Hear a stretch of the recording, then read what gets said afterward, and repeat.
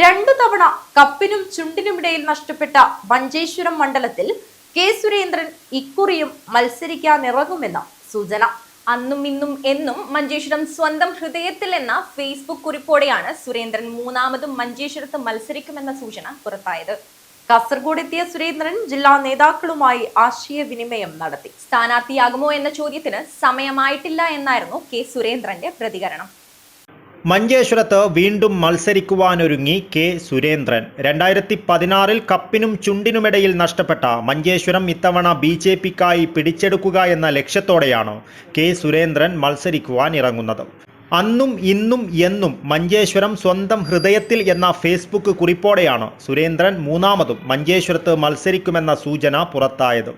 കഴിഞ്ഞ നിയമസഭാ തെരഞ്ഞെടുപ്പിൽ 745 വോട്ടിനായിരുന്നു മഞ്ചേശ്വരത്ത് കെ സുരേന്ദ്രൻ പരാജയപ്പെട്ടത്.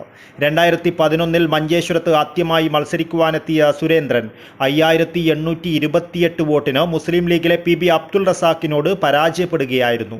33.08 വോട്ട് ശതമാനത്തോടെ 43,989 വോട്ടുകളായിരുന്നു 2011 സുരേന്ദ്രൻ ഇവിടെ നേടിയത്. 2016 മഞ്ചേശ്വരം കണ്ട ഏറ്റവും വാശിയേറിയ തെരഞ്ഞെടുപ്പ് പോരാട്ടത്തിൽ അവസാന നിമിഷമായിരുന്നു കെ സുരേന്ദ്രൻ പരാജയപ്പെട്ടത്. 89 വോട്ടിനായിരുന്നു സിറ്റിംഗ് MLA PB അബ്ദുൾ റസാഖിനോട് കെ സുരേന്ദ്രൻ പരാജയപ്പെട്ടത്.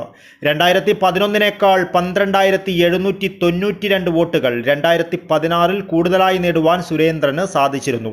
ആകെ പോൾ ചെയ്ത വോട്ടിന്റെ 35.74% 56,781 വോട്ടുകളായിരുന്നു സുരേന്ദ്രൻ നേടിയത്. 2021 വീണ്ടും മഞ്ചേശ്വരത്ത് മത്സരിക്കുവാനെത്തിയ സുരേന്ദ്രന് നേടിയ വോട്ടുകളുടെ ശതമാനത്തിലും എണ്ണത്തിലും വർധന വരുത്തുവാൻ സാധിച്ചുവെങ്കിലും 745 വോട്ടുകൾക്ക് പരാജയപ്പെട്ടിരുന്നു.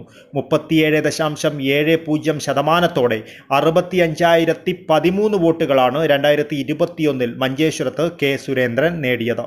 ഇക്കുറി മഞ്ചേശ്വരത്ത് വീണ്ടും മത്സരിക്കുമെന്ന വിവരം പുറത്തു വന്നതിന് പിന്നാലെ കാസർഗോഡ് എത്തിയ സുരേന്ദ്രൻ ജില്ലാ നേതാക്കളുമായി ആശയവിനിമയം നടത്തി.